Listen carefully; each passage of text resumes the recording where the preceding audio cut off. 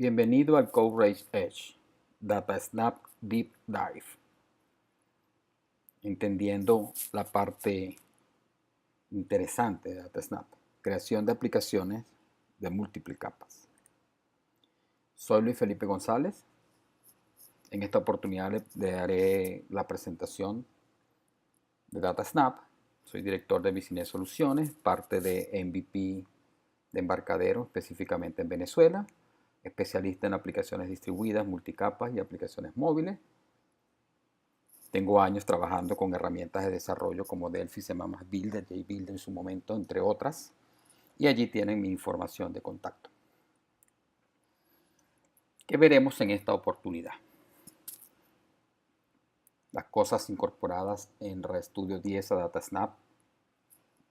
Cómo implementar seguridad usando autenticación, autorización y filtros. Manejo de rendimiento con el uso de caché y filtros REST e implementación de callbacks. Nuevos cambios. La librería de comunicaciones para el manejo TCP/IP fue cambiada por System.net. En muchos casos no es necesario ahora el uso de librerías de OpenSSL. Mejoras en la integración de DataSnap, FiDat específicamente. El FiDat JSON Reflect básicamente es la transmisión de data a través del formato JSON. Ahora va comprimida en la versión 10 de RStudio. Ok, comencemos con el primer punto, autorización y autenticación. ¿Qué significa el concepto de autenticación y autorización? Un ejemplo simple, me conecto a un servidor, pide usuario, pide contraseña, logro entrar. Estoy autenticado desde el punto de vista del servidor. Ahora bien, trato de abrir una carpeta y no me permite abrir la carpeta porque no estoy autorizado a abrir esa carpeta. ¿Ok? Entonces es simple. Mi primera entrada es la autenticación y luego de estar autenticado viene el tema de si puedo utilizar los recursos. ¿Ok? ¿Cómo es posible manejar esto con RStudio con DataSnap? Tengo un componente DS Authentication Manager. Este componente para el tema de autenticación tiene un evento que se llama OnUserAuthentiCate. Este evento recibe unos parámetros. Recibe el protocolo, contexto, usuario, contraseña y tiene dos parámetros de salida que son valid y user roles. Protocolo, yo puedo controlar qué protocolo está utilizando el cliente para comunicarse conmigo. El contexto lo saco de la URL. Usuario y password, el usuario y password que está viajando. Y el método valid y el método user role. Valid retorna verdadero si estoy autenticado y falso si falló la autenticación. Y en el user role yo incorporo los roles que voy a utilizar en la autorización. Autorización. Tengo una propiedad roles, que lo vamos a ver en el ejemplo, que es de tipo roles items, que tiene unas propiedades apply to, authorize role, deny role, exclude role. ¿Ok? Estas propiedades me permiten preparar la autorización dentro de mi servidor. Adicionalmente tengo un evento, OnUserAuthorize, que este evento recibe un parámetro, AuthorizeEventObject, que tiene toda la información, usuario, rol, que se genera en la invocación y adicionalmente tiene también un parámetro de salida valid que te va a retornar true o false dependiendo si estás autorizado o no estás autorizado. La otra opción la tengo colocándole en el mismo código de mi método del servidor, de mi clase servidora, un atributo TRollout, que me permite colocar la primera parte de este atributo es los roles autorizado y la segunda parte son los roles denegado. Ok, veamos el ejemplo. Ejecutemos el ejemplo, primero un ejemplo que tengo ya prefabricado, para que veamos su comportamiento. Ejecuto el servidor.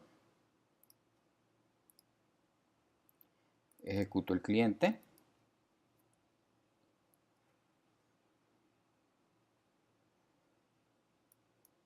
Me conecto. Obtengo datos. Cambio datos. Como verán, los datos fueron cambiados. Ok. Este ejemplo, notarán que no tiene ningún tipo de control de autenticación ni de autorización. Vamos a tocar los elementos necesarios para que incorporar la seguridad a nuestro servidor DataSnap. Lo primero que vamos a ubicar es que nosotros tenemos ese componente, ¿se acuerdan que veíamos que se llama DS Authentication Manager? El componente tiene la propiedad role y tiene el evento. Primero vamos a tratar el onUserAuthenticated. Ven que está retornando true. Yo preparé ya un método que me permite validar el usuario. Ok, vamos a colocar aquí entonces validate user. Vamos a pasarle el usuario. Vamos a pasarle el password y va a retornar el rol. Luego de retornar el rol, nosotros en user roles vamos a adicionar ese rol. ¿Ok? Vemos que ese user role es un tstrings. Vamos a adicionar el rol. Chévere. Adicionado el rol. Vamos a construir nuestro servidor y vamos a ejecutarlo nuevamente. Ejecuto el servidor. Vamos a ejecutar el cliente. Y vamos a ver qué sucede cuando me conecto. Me conecto y ahora me está diciendo que hay un error en la parte remota. Authentication Manager Rejects User Credential. No estoy autorizado. Vamos a colocar un usuario. Vamos a colocar un usuario, por ejemplo, John, que su contraseña es 672. ¿Ok? Se supone que John no es de venta. No debería ser capaz ni de obtener las ventas, ¿verdad? Y mucho menos de modificarlas. ¿Ok? ¿Qué está sucediendo? Estamos controlando la autenticación, pero no estamos controlando los recursos internos de nuestro servidor. Ok, entonces ya vimos cómo vamos a manejar la autenticación a través del método de nuestro componente onUserAuthenticated. Ahora vamos a manejar la autorización. Lo primero que vamos a hacer con la autorización es ver cómo funcionan estos roles que están aquí. Esta propiedad roles. La propiedad roles vamos a adicionar. Bien, para adicionar, él tiene apply to. ¿Qué debo colocar en apply to? Vámonos a nuestro server mero unit. Ok, yo tengo aquí cómo se llama mi clase de Authentication Server. Vamos a copiarla. Vamos a copiar todo, clase y método. Obtener ventas. Y entonces aquí en Apply To lo voy a colocar Server y método. Ok, ¿quiénes están autorizados? ¿Qué roles están autorizados aquí? Está autorizado Sales, está autorizado VP. Ok, bien. ¿Qué roles están denegados? Vamos a poner, decirle que Engineer está denegado. Ok, ve que solamente toqué una propiedad. Obtener ventas. Vamos a ver qué sucede con esto que yo hice. Vamos a detener el servidor. Reconstruir mi servidor.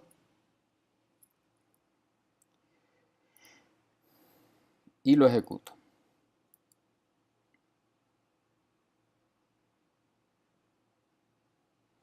Ok, vamos a ejecutar el cliente. Vamos a ver qué logramos. Vamos a nuevamente con John. 672. Se conecta John y vamos a obtener ventas. ¿Qué es lo que está pasando? John no está autorizado para obtener ventas. Entonces vamos a desconectar y vamos a conectarnos con Janet. Janet, 110, obtener ventas. Janet puede obtener las ventas. Ahora, tenemos que hacer otro tipo de control. Ella puede pertenecer al departamento de ventas, pero no debería tener la capacidad de poder cambiar una venta que ya se hizo. Si es así, entonces vamos a hacer lo siguiente. Veamos si todavía puede cambiar. Puede actualizar datos, puede actualizar datos. Vamos a cambiar el servidor entonces para que Janet, aunque puede obtener los datos, no puede modificar los datos. Vamos al servidor, bajamos nuestro servidor, nos ubicamos en nuestro servidor, ok, y aquí vamos a adicionar otro. Ve que tenemos ya uno, ¿verdad? ¿Asociado a qué método? Este está asociado a qué método? A obtener ventas, ok. Vamos a adicionar uno nuevo que lo vamos a asociar a qué otro método que tenemos aquí. Este otro método que tenemos aquí se llama salvar cambios. Ok, control C. Este método de salvar cambios, nos ubicamos en los roles.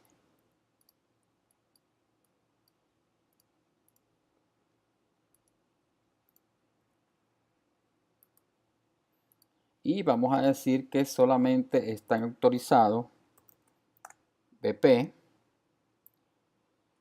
Okay. Solo el vicepresidente, solo el BP está autorizado para cambiar esto. Ok, excelente. Salvo y vamos a reconstruir. Ejecuto el servidor.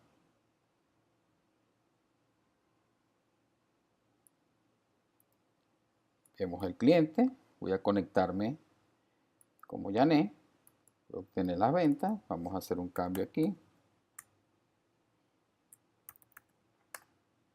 Aplico y voy a tratar de salvar los cambios. Como verán, no hay forma de que Janet pueda hacer los cambios. Ella está autorizada para obtener y leer los datos, pero no está autorizada para cambiarlo. Vamos a desconectarnos y vámonos a Robert. ¿Quién es el BP? Puede traer datos. 56. Vamos a colocar otro número. Aplico y se cambiaron los datos. ¿Ok? Es muy simple. Ahora vamos a cambiar un poco el tema del servidor para que veamos la otra forma de hacer esto. ¿Qué otro mecanismo tengo yo para hacer esto? Voy al servidor, agarro los roles, elimino los roles y me voy a el código fuente del server method. ¿Ok? Y le coloco un atributo, obtener venta.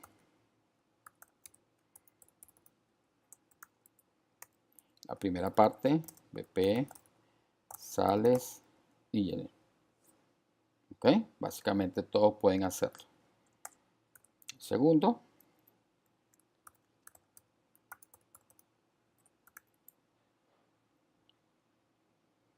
¿quiénes son los únicos que pueden salvar? Ajá, vamos aquí, ¿quién están denegados? Y lleno. Ok, ¿quién es el único que puede salvar? BP. Y quienes están denegados también para esto. Ok, aquí vamos a poner solamente lo que está autorizado. Bien, el concepto de autorización es que si tú autorizas a alguien, él solamente está autorizado y todos los otros están automáticamente denegados. Veamos ahora cómo funciona. Voy a construir y voy a ejecutar. Ejecuto. Bien, voy a ejecutar mi cliente. Veamos el código que tenemos allí para que hagamos el ejemplo perfecto. ¿Ok? Aquí tenemos uno que se llama, que es de un rol diferente que se llama Chris. Vamos a conectarnos con Chris. Chris 671 se logra conectar, está autenticado. Chris va a tratar de obtener ventas. No está autorizado para obtener las ventas. Ok, excelente. Ahora vamos a John 672.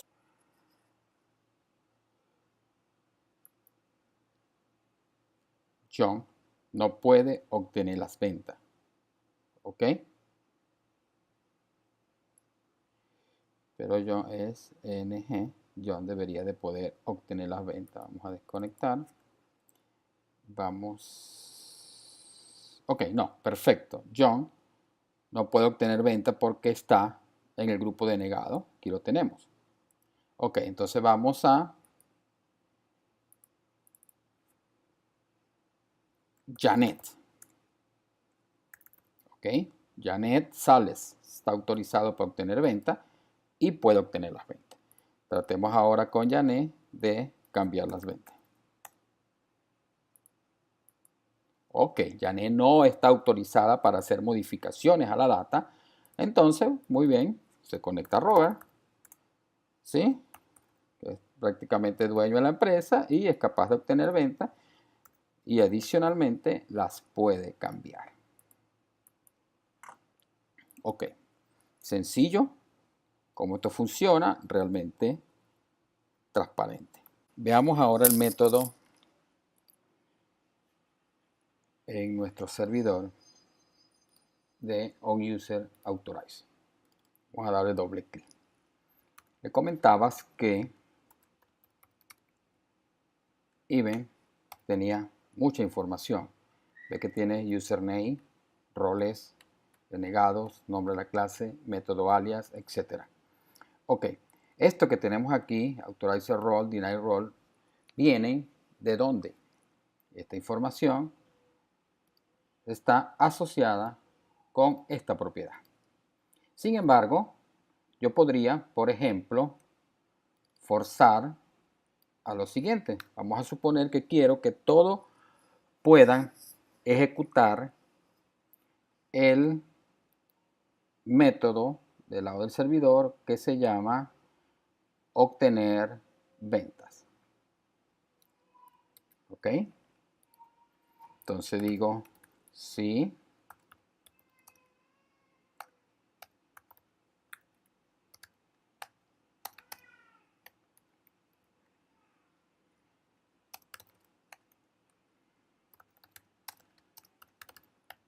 Ok, ¿qué estoy diciéndole aquí a este método?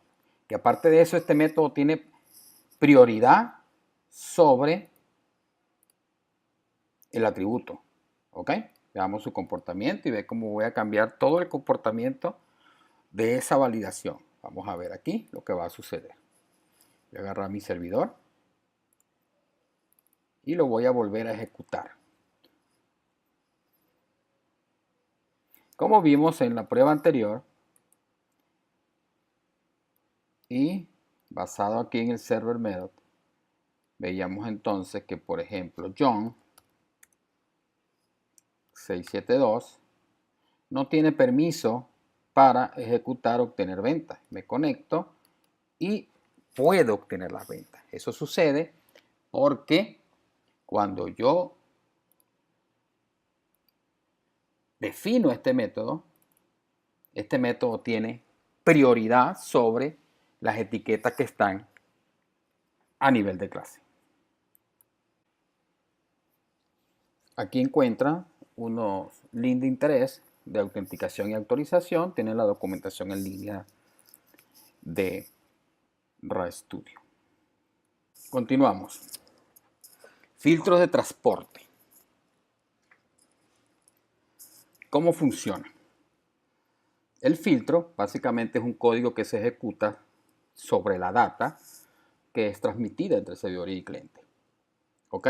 RAStudio provee tres filtros. Un filtro de compresión, basado en la librería zlib, y 2 filtros para un tema de encriptación.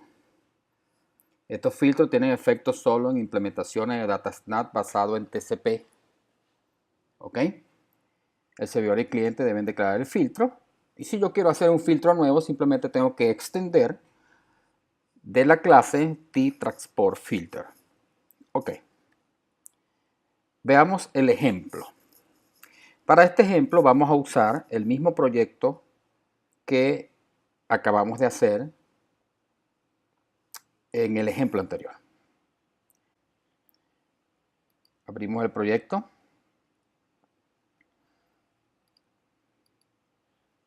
Ubiquémonos del lado del servidor. Primero vamos a modificar un poquito este texto para que sea más completo.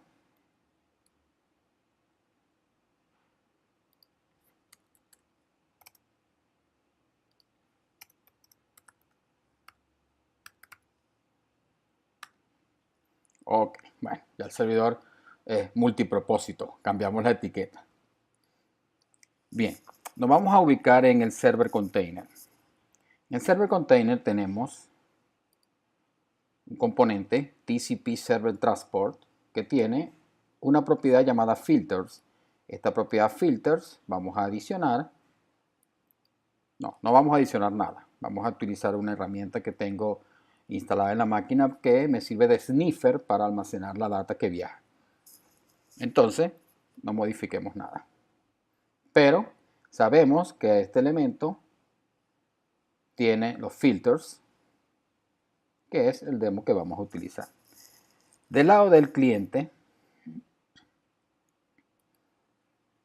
el componente T-SQL Connection también tiene la propiedad filter. Ninguno tiene nada declarado en esta propiedad. Ejecutemos nuestro servidor.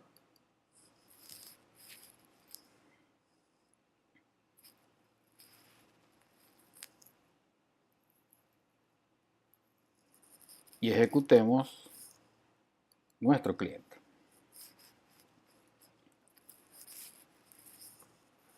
Ok, tengo servidor y cliente ejecutándose. Voy a utilizar una herramienta para salvar la data, ¿verdad? Vamos a conectarnos con John. 672, estamos conectados y obtuve la data. Voy a capturar la data que está moviéndose entre el servidor y el cliente. Llamémoslo sin. Ok. Y le damos nuevamente a obtener data. Como ven, se movieron 61 paquetes. Aquí vamos a ver qué tiene esta información. Voy a filtrar esta data. Me interesa filtrar solo el puerto 211 y veamos lo que tenemos allí.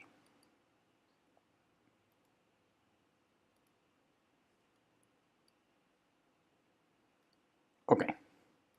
Tenemos aquí el nombre del método de ejecutar, lo ven allí. Muy bien. Y tenemos la data. Vemos la data está básicamente tal cual como viaja. Ok, result, row, etcétera. Data y data. Ven la entrada, tenemos aquí la longitud de esta data que fue transferida.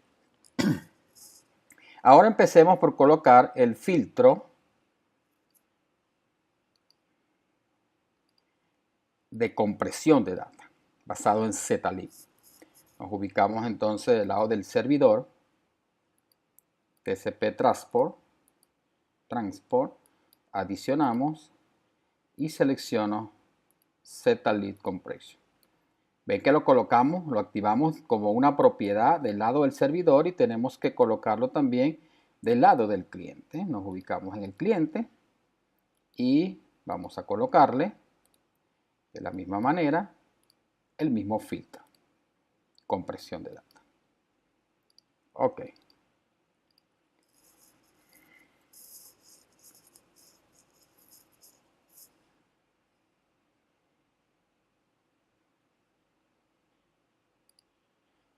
Ejecuto el servidor. Ejecuto el cliente.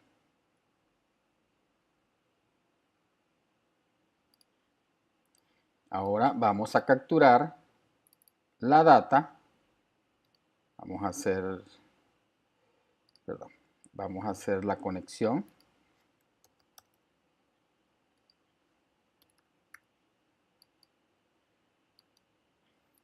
Y vamos a capturar la data.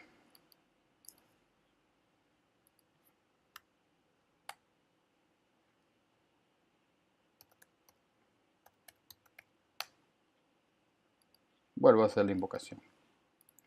Ok. Muy bien, ahora vamos a ver, vamos a analizar qué tenemos aquí en esta data.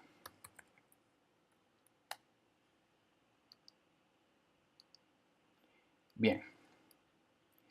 Tenemos, vean, un paquete de 1500 y 283, ya se transmitió toda la data. En cuenta que hubo compresión de la data. ¿Ok? Si nosotros levantemos, ejecutamos o vemos el archivo anterior, que es este infiltro, se dan cuenta que es mucho más data. ¿Ok? Entonces él está aplicando un filtro antes de enviar los bytes, los comprime, se lo envía al cliente, el cliente descomprime y tiene la data. Ok, ahora vamos a colocar otro filtro interesante, que es un filtro de compresión, perdón, de encriptación. Vamos a probar uno de los filtros de encriptación. Igual, en ambos extremos tiene que estar el filtro implementado. Tiene que estar el filtro implementado del lado del cliente y tiene que estar el filtro implementado del lado del servidor. Cambiemos a un filtro de encriptación. ¿Ok? Nos ponemos del lado del cliente, mismo caso, propiedad filter del elemento de conexión y vamos a poner un filtro de encriptación. Ok, vamos a construir ambos proyectos y vamos a capturar el tráfico de la data que se mueve entre el servidor y el cliente y viceversa. Ejecuto el servidor. Muy bien, ejecuto el cliente. Vamos a hacer la conexión 672 y vamos a obtener la data. Perfecto. Ahora vamos a capturar la información que se mueve cuando yo invoco al método. Sería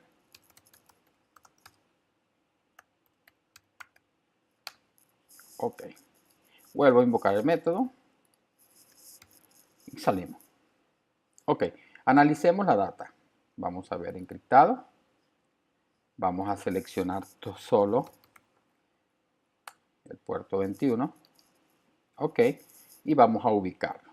Bien, des en cuenta que la data es un poquito más que la data, puede dar el caso que sea un poquito más que la data normal, porque generalmente los algoritmos de encriptación colocan información adicional, ¿okay? Temas de padding, etc. Pero como verán, la data está encriptada, no sabemos lo que está allí, inclusive el nombre del método que se invocó, ¿ok? DataSnap hace primero una negociación para compartir clave y después todo lo que va después de esa negociación va encriptado. Ok, vieron de esta forma que es bastante simple el tema de encriptamiento. Ok, aquí tengo unos links de interés donde están los filtros de DataSnap, documentación en línea, y hay uno en Delphi Labs, hay unos documentos técnicos con video donde tienen información de cómo trabajan los filtros. Continuemos con el manejo de caché. En este caso ya estamos trabajando con DataSnap REST. Ok, ¿cómo funciona el manejo de caché?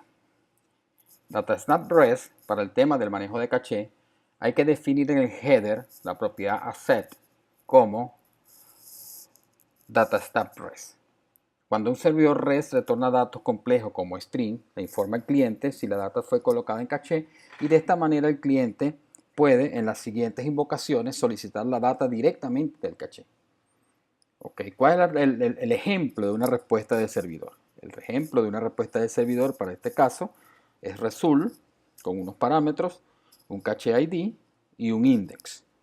Okay. Y esto se puede hacer solamente a través de los métodos del protocolo HTTP GET y delete, son los que están implementados. Ok, si se invocan GET, él trae el caché, y si se invoca delete, él borra ese caché del lado del servidor, que a la final va a estar asociado a la sesión. Ok, ¿cuáles son las recomendaciones para el uso del caché? Hay un tema con el caché, que el caché definitivamente no es fácil de implementar, sin embargo, agrega mucho valor a ambientes en producción por un tema de performance, ¿no? Tú puedes implementar el caché del lado del servidor o del lado del cliente, depende del caso. Por ejemplo, información que deberíamos tener en caché, como por ejemplo tablas de catálogo, ciudades, países, unidades de medida, básicamente porque no cambian en el tiempo. Y es importante tener un mecanismo de validación. ¿Qué significa un mecanismo de validación? Yo debo de asegurarme que ese caché no ha expirado o básicamente que la data no ha cambiado. Ok, recomendaciones del lado del cliente. Si es posible almacenar data del lado del cliente, me refiero a data que no va a cambiar, pues yo la debería de poner allí en vez de estar solicitándola cada vez al servidor, de esta manera para evitar tráfico innecesario. ¿Ok? Hay que tener más cuidado con las validaciones y se puede considerar usar Client Dataset, FDMN Table o FIDAC Local SQL, básicamente para grabar la data allí y tenerla disponibilizada. ¿Ok? Hay que tener muy claro que de pronto un proceso de sincronización puede ser más costoso que simplemente reconstruir la data solicitándole al servidor la información que esté disponible. Ok, ¿cuáles son las recomendaciones del lado del servidor? Si yo tengo un manejo de caché, voy a tener unos accesos innecesarios a la base de datos. Si yo moví una tabla de datos en caché, ya cuando yo la vuelvo a invocar, si está en caché, él no tiene que invocar al método, sino que me retorna la data. Si esta data tenía un tiempo X en consultarse a la base de datos, pues ahora ese tiempo no va a ser consultado. ¿Ok? Y usted puede usar un caché básicamente de dos formas, dependiendo del componente server. Server tiene una propiedad llamada lightcycles, donde usted define si es de tipo de servidor, usted va a tener un único caché, y si es de tipo de sesión, pues va a tener un caché por sesión de cliente, el cual tiene que tener cuidado de cómo lo va a administrar de una manera perfecta, pues, o eficiente. Ok, veamos el ejemplo para el manejo del caché. Vamos el primer demo para el tema de implementación de caché. Esto que tengo aquí es un servidor DataSnap REST. Veamos los métodos de servidor. Básicamente tengo tres métodos: getImage, getImage y getCountry, que devuelve un tDataset.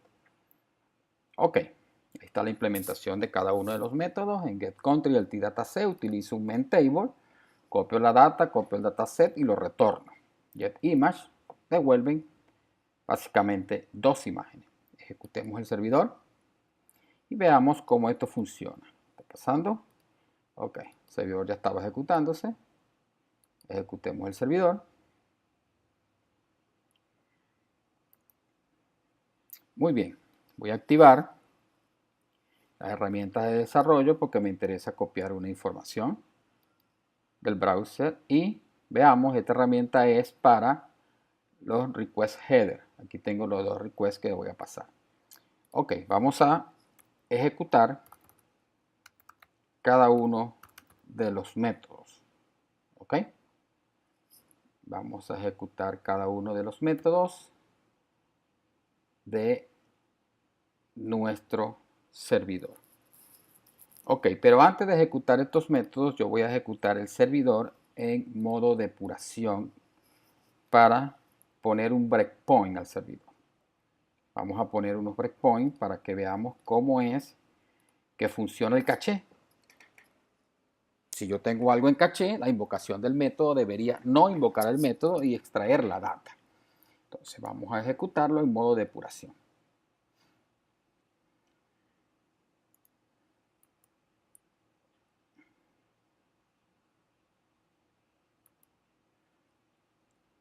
Ok. Tengo mi servidor en modo de depuración.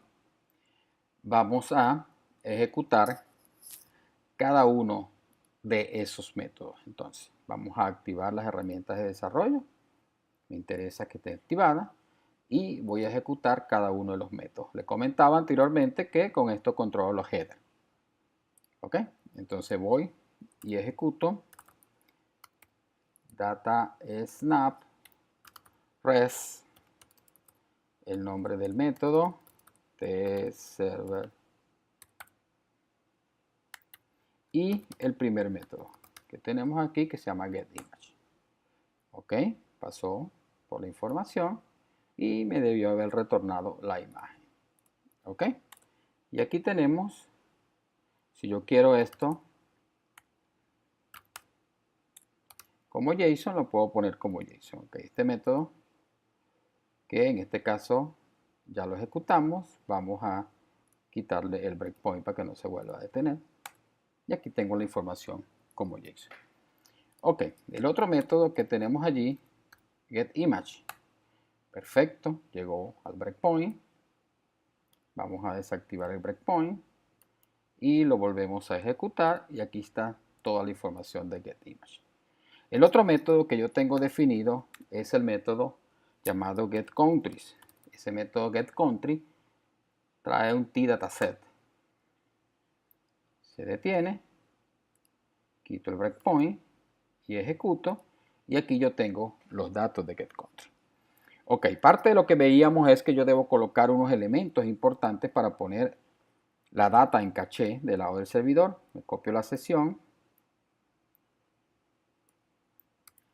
esa sesión la tengo que colocar aquí, y aquí debo colocar application res, activo ambos headers. Ok, y vamos a empezar a invocar cada uno de los métodos.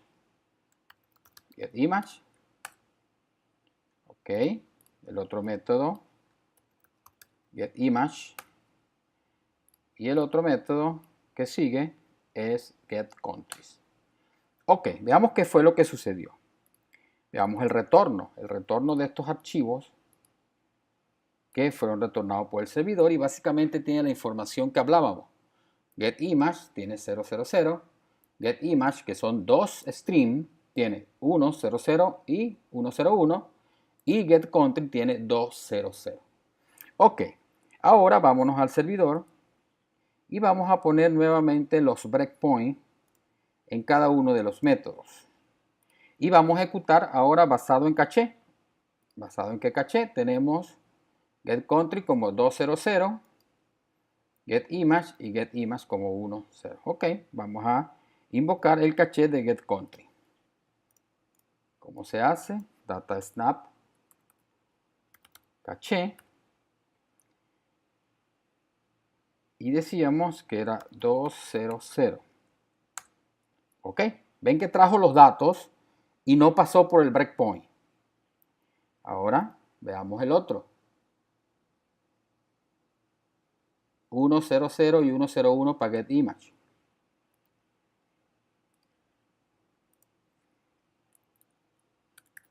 Uno 101 y el otro que tenemos allí que es 000 y lo invocamos. Como notarán, no invocó los métodos nuevamente, sino que trajo la información del caché. Capacidad muy interesante que tenemos disponible en DataSnap. Continuamos. El otro tema interesante es el REST Request Filter. ¿Ok? Filtros a nivel de peticiones basados en REST. Ok. Estos filtros de peticiones basados en REST es parte de la plataforma RESTful. Entonces, para informarse, enterarse cómo esto funciona, pueden ver por lo menos esta página web. Sin embargo, ¿cómo se usa? Se usa con un sufijo en la URL que vemos allí, signo de interrogación, filter.function igual a un parámetro. DataSnap implementa dos filtros, substring y table. Estos dos filtros tienen ambos tres funciones definidas, count, offset y range. ¿Ok? Tal como lo vemos allí. Si pedimos 1, tiene el primer carácter. Si pedimos offset, va a pedir los caracteres después de ese en adelante. Y si pedimos un rango, él va a mostrar un rango de datos. Esto funciona de igual manera con el filtro table. Al mismo caso, pedimos 1, pedimos de 1 en adelante o pedimos un rango. Muy interesante para implementar pagineo, etcétera, etcétera. Ok, vayamos al ejemplo. Para el ejemplo vamos a utilizar el mismo proyecto que estábamos usando. En ese proyecto, del lado del servidor, tenemos, en Server Method, tenemos una implementación que trae un T-Dataset. Esa implementación que trae un T-Dataset trae un dataset de datos. Y tenemos unas implementaciones de echo string, reverse string. Ok, vamos a ejecutar el servidor.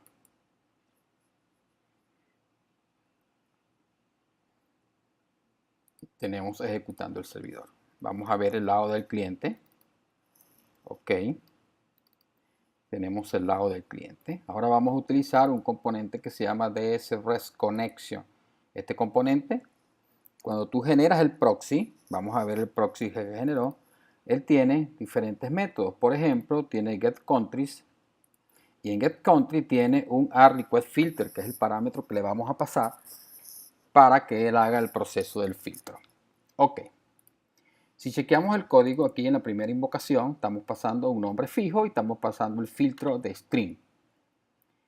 Y en la segunda invocación, el segundo método, estamos pasando el filtro de table. Veamos su comportamiento. Ejecutamos. Ok, invoco, trae todos los datos y vamos a suponer que vamos a filtrar. Quiero solamente el primer carácter, me trae el primer carácter. De pronto quiero que él me dé, por ejemplo, a partir del cuarto carácter. Ok, me dio la palabra a partir del cuarto carácter. Y de pronto quiero un rango. Quiero que me dé de 1 y que me dé 4 caracteres. Entonces, me aparece Luis, ¿verdad? Como notarán, se ven que él empieza en 0. Entonces quiero que 4 caracteres a partir del 0. Y lo ejecuto y me da Luis. ¿Qué sucede con la tabla? Invoco toda la tabla, tengo todos los datos de currency. Ahora, t.c, quiero la tercera posición, la segunda posición, que sería Canadá. Ok, me trajo 2 registros. 3, me trae 3 registros. Ok, offset, si le pongo O y le digo que quiero a partir del tercero, entonces los datos están después de Canadá. Ahora vamos a imaginar que solamente quiero los 4 primeros. Vamos a poner que yo pongo un tema de pagineo del 0 al 4. Perdón, hay que poner range. Ok, me trae los 4 primeros. De pronto quiero del 4 al 8 y ya estoy implementando una especie, perdón, del 4 al 4 y estoy implementando una especie de pagineo. Muy sencillo el manejo de los filtros y muy útil para implementar aplicaciones distribuidas, sobre todo porque uno de los temas importantes en este tipo de aplicaciones es que el tráfico de data que tú vas a mover.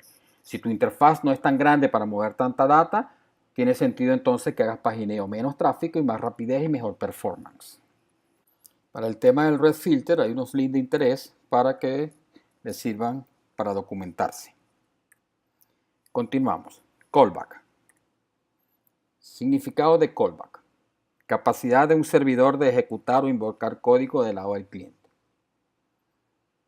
¿Okay? Estamos claros que un cliente puede invocar un servidor, pero en ese proceso en que el cliente invoca al servidor, ¿qué forma podríamos tener para lograr que el servidor pueda notificar o invocar temas que se encuentran del lado del cliente? Ok, en programación, callback es un fragmento de código que es pasado como un argumento a otra entidad, llámese servidor, el cual se espera sea ejecutada en algún momento. ¿Ok? Cuando un cliente solicita informar al servidor, el cliente no sabe qué está sucediendo con el servidor. El servidor no tiene forma de decirle al cliente qué está pasando. Sin embargo, a través de la implementación de callback, es posible que el servidor pueda informarle a los clientes. En DataSnap hay dos formas de implementar callback. Callback mero, donde tú pasas un parámetro de tipo TDB callback, o callback channel. Veamos los ejemplos de cómo usar callback. Para el tema de callback, he preparado los siguientes ejemplos. Veamos primero nuestro servidor Server Mero Unit. ¿Ok? Tengo simular callback pasando una instancia de TV callback como parámetro. Básicamente va a ser un ciclo hasta 100, haciendo una espera y mandando a ejecutar el callback. Veamos el cliente.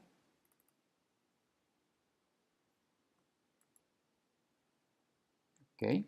Aquí tenemos el cliente que hace la simulación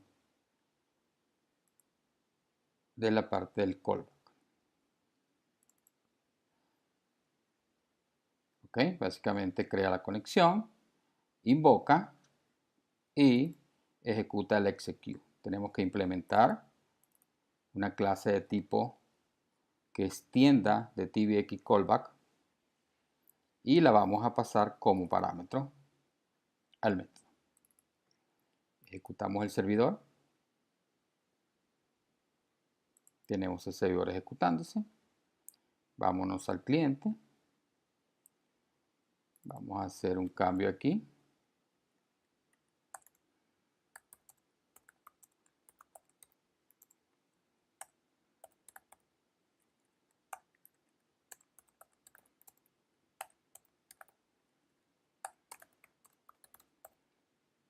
Ok.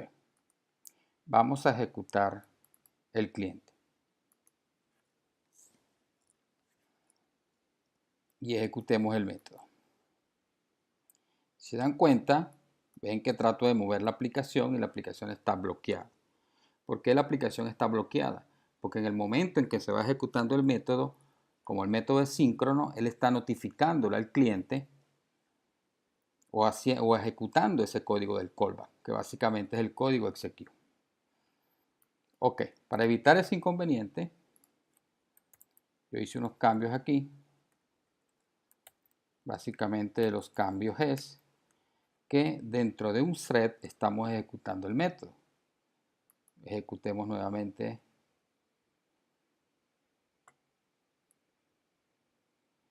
y vamos a ejecutar el método.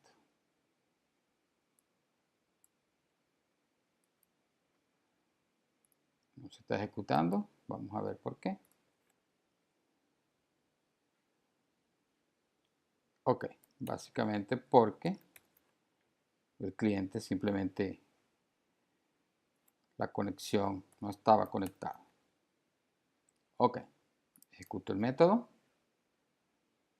le damos Start, ven que ahora la aplicación no está bloqueada. Entonces el tema que tenemos que controlar bien es que el concepto de callback como parámetro es dentro del scope del método, lo que significa que tengo que controlar los bloqueos de la aplicación. Bien, el siguiente ejemplo es utilizando channel, forma de hacer callback a través del channel. Veamos el server mero unit. En el server mero unit hay un método que tengo aquí, interesante, que hace broadcast. Ok, pasándole el nombre del channel. Bien, vamos a ejecutar nuestro siguiente método. Channel client. Este channel client, la primera parte que vamos a analizar es la parte que tenemos aquí. Vamos a enviar un broadcast como mensaje. Coloco aquí un mensaje. Hola. Ese mensaje llega aquí. Si yo ejecutara otra aplicación, ese mensaje debería llegar también a esa otra aplicación.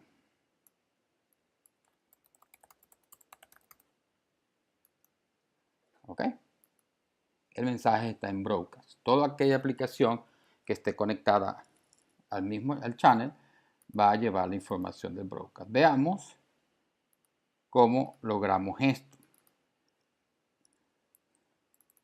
Lo primero es igual, una client hace un broadcast channel al channel name y le pasa la información. Automáticamente todo aquel que esté registrado debería recibir la información.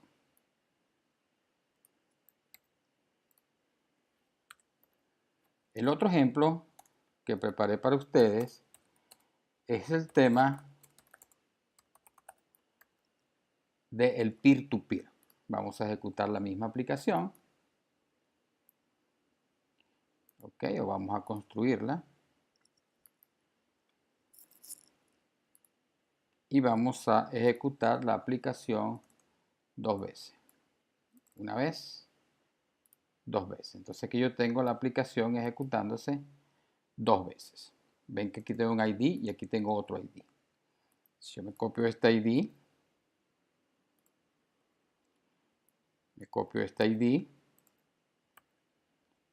y escribo: hola, estimado.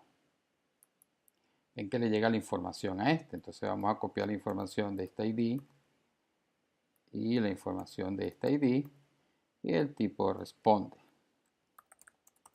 todo bien, ¿y usted? Entonces de alguna manera hay una conexión peer-to-peer a través del manejo del chat. La otra aplicación que tenemos aquí disponible es cómo hacer para yo enviar un broadcast a partir del servidor. Si yo veo el server method, aquí yo tengo un broadcast. El broadcast lo hago a través de el DS server y hago el broadcast. ¿Ok? Entonces tengo este cliente que voy a ejecutar y vamos a enviarle un mensaje a todos. Reunión al final de la tarde. ¿Ok? De esta manera demostramos cómo es interesante el funcionamiento de el channel. Ok, veamos. Tenemos unos links de interés. La parte que me parece ahí más interesante, el concepto del data snap, tema de los callbacks. Ok, reflexiona al final. Verifique las funcionalidades, pruebe, haga ejemplo, vea todos los videos que se encuentran disponibles en la web. Son simplemente geniales. Siempre piense como si su ambiente fuese de producción. Tenga mucho cuidado con el tema de la red. Entiende el funcionamiento de la base de datos que usa. Verifique temas de performance, pooling, son muy importantes. Y todos los enfoques de programación distribuida pueden ser difíciles de aprender, pero son parte de las soluciones más eficientes. ¿Preguntas? ¿Ok? Muchas gracias.